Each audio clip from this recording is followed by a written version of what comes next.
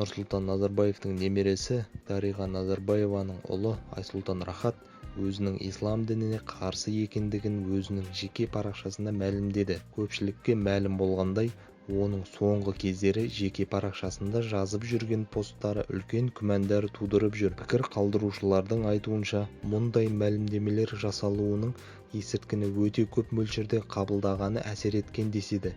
Ал басқалары оның парақшасын әлдекімдер бұзып алып, осындай сорақы жазбалар қалдырып жатыр дейді.